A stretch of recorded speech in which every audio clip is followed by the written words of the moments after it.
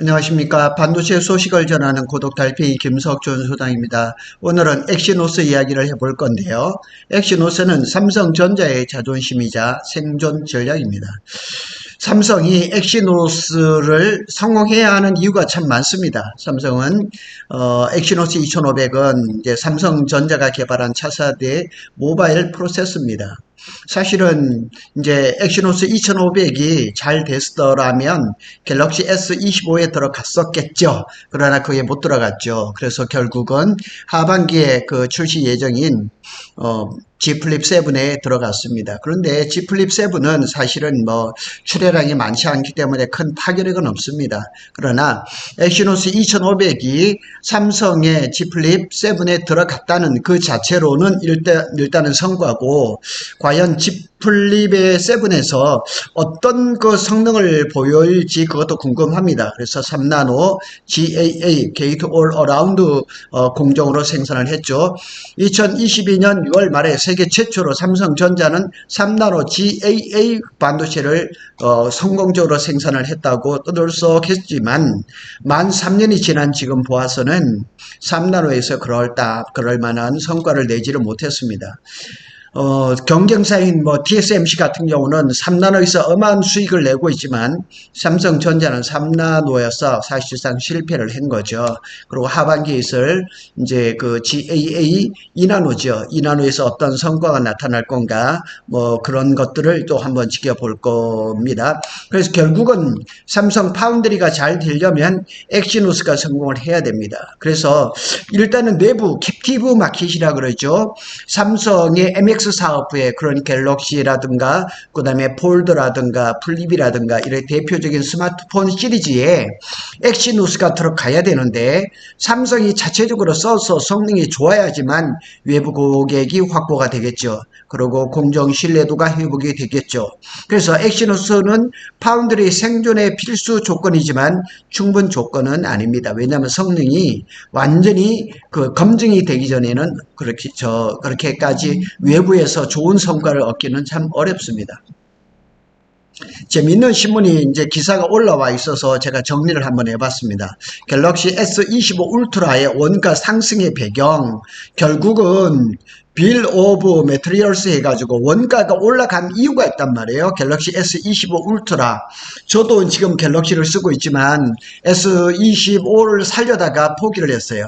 내년에 S26을 사기로 했는데 제조 원가를 좀 한번 살펴보면 갤럭시 S24에 비해서 상당히 많이 올랐습니다.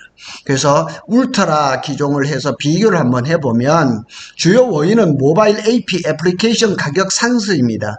최근 3년간 모바일 AP 가격이 자그마치 29%가 폭등을 해버렸습니다.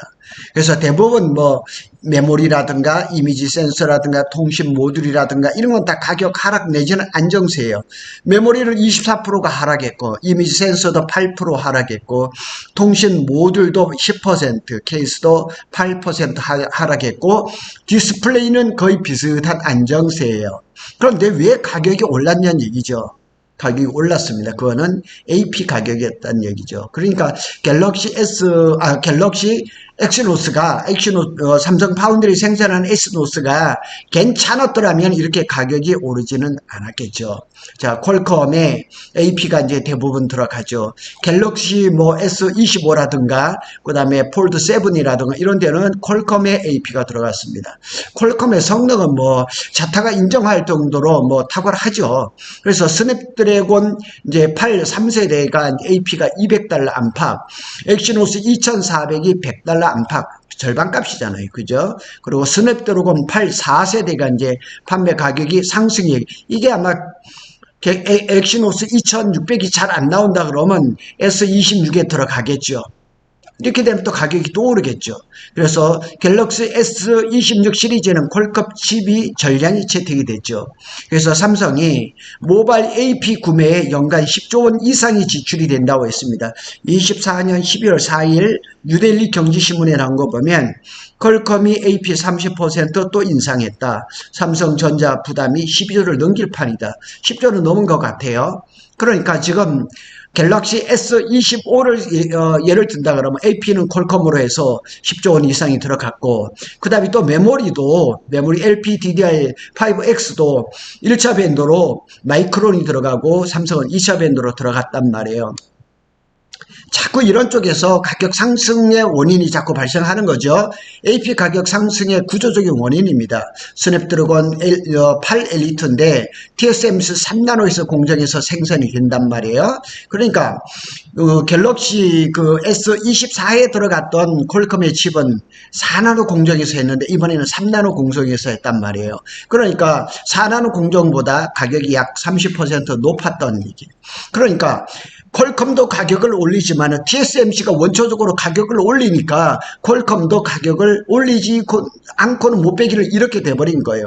그래서 갤럭시 S25는 AP를 전량 퀄컴에서 조달을 했죠. 만일 삼성전자가 갤럭시 S25 중에서도 이제 뭐 울트라나 이런 것들은 퀄컴을 쓰고 이제 등급이 조금 낮은 데는 엑시노스 2500을 썼다면 가격 경쟁에서 상당히 좋았겠죠. 그런데 공급처가 이제 다변화가 없어요. 뭐 대만의 뭐 디멘시티라든가 이런 것도 쓰는 것, 미디어텍의 디멘시티나 이런 것도 쓰지도 않고 오로지 이제 갤럭시 S25에서는 이게 퀄컴을 써야 되니까 왜 이렇게 될 수밖에 없냐면 갤럭시 S25는 아이폰하고 경쟁을 한단 말이에요. 그러니까 최고의 성능을 내려면 퀄컴의 AP를 쓸 수밖에 없습니다. 그래서 가격 협상력이 낮아요. 낮다기보다는 가격 협상력이 없어요. 퀄컴이 제시하는 가격으로 할 수밖에 없다는 사실이죠. AP 가격 상승은 고스란히 스마트폰 가격 상승으로 이어진 거죠. 그래서 엑시노스가 이제 잘 만들어져서 갤럭시 S26에 들어가야 되는데 이게 참 굉장히 좀 어려운 일이죠. 원가 절감뿐만 아니고 삼성 파운드리가 살아나는 그런 결정적인 역할도 하고 있습니다. 그래서 엑시노스 2500이 플립7에 처음으로 탑재가 됐습니다. 최초로. 그래서 지금 한 40만 대 가량이 판매가 됐다 그럽니다. 근데 전년에 대비해서 60만 대 대비해서는 조금 적어요. 근데 이제 이거를 G 폴드 7이라든가 G 플립 7이가 이런 것들은 104만 대가 팔려가지고 사실은 많이 팔렸어요. 많이 팔렸지만은 G 플립 7만 한정으로 본다면은 이게 많지 않은 거예요. 그러고 더 중요한 거는 소비자 평가가 이제 나와있죠. 그래서 이게 사전 이제 예약은 됐지만 이게 이제 소비자한테 가서 갤럭시 이제 G 플립 7이 발열이라든가 전력 효율이라든가 여기 나왔죠. 발열이라든가 전력 효율이라든가 최적화 이슈가 이게 테스트가 한번 이루어져야죠. 그래서 엑시노스 2500이 그러면 퀄컴의 스냅드래곤 8보다 어느 정도 이제 성능이 나올지를 한번 비교를 해봐야죠. 그래서 퀄컴보다 한 90% 정도 된다, 95% 된다, 이런 얘기가 나와야 되는데 아직까지 그거는 없는 것 같아요. 제가 이 글을 쓰고 싶었는데 아직 그것이 안 나왔지만 하여튼 지금은 썼습니다. 소비자 신뢰 회복 없이 프리미엄 시장에서 안쳐가기는 어렵습니다. 향후 전망 엑시노스 2600 더 중요하죠. 엑시노스 2500보다는 사실은 엑시노스 2600인데 요거는 2나노로 이제 생산이 된단 말이에요. 2나노가 과연 여기서 생산이 성공을 할 수가 있을까? 이게 가장 큰 일입니다. 그래서 삼성의 MX 사업부가 이 스마트폰을 만드는 MX 사업부가 무턱대로 삼성전자의 제품을 써주지는 않습니다. 그래서 이제 어제죠. 어제 1일 전 아마 이게 지난주 금요일 같아요. 금요일 같은데 삼성전자의 MX 사업부의 개발실장 사장입니다. 최원준 사장이 갤럭시 S26에 엑시노스 2600을 탑재할 거다 이런 뉘앙스로 얘기했어요. 확실하게 탑재한다고 말은 한 것 같지는 않아요. 그 말을 그대로 올리면 엑시노스 2600에 대한 평가가 계획대로 되고 있다며 평가 과정은 아직 완료되지 않았고 현재 진행 중이다. 탑재를 하고 싶은 거죠. 그리고 당연히 삼성의 개발팀에서 엑시노스 2600하고 퀄컴의 스냅드래곤 4세대겠죠. 그거하고 성능을 한번 비교를 해보겠죠. 어느 정도 나오는지. 거기에 따라서 갤럭시 S26 울트라에 들어갈지 밑에 급에 들어갈지가 결정이 되겠죠.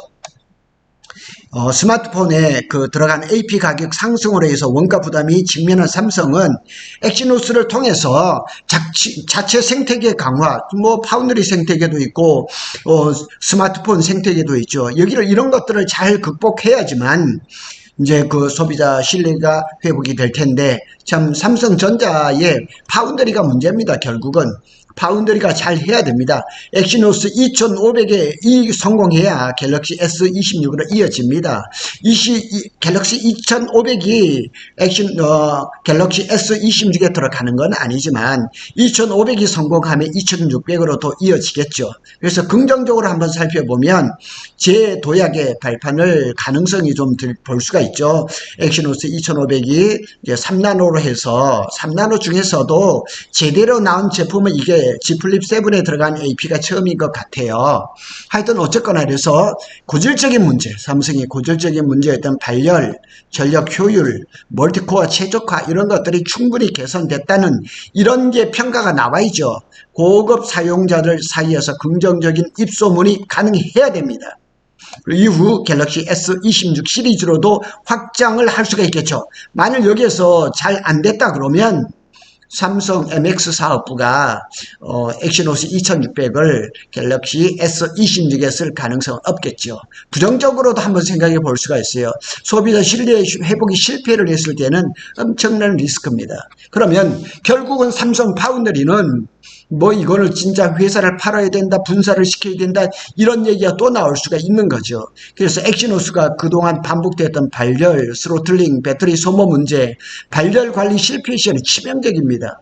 IT 기기에서 발열, 그 다음에 전력 소모 엄청 중요합니다. 엄청 중요한데 아직까지 객관적인 평가는 안 나왔습니다. 이렇게 되면 결국은 만일 부정적으로 이렇게 결과가 나왔다 그러면 엑시노스는 실험용이다. 이런 부정적인 인식이 강화될 수가 있습니다.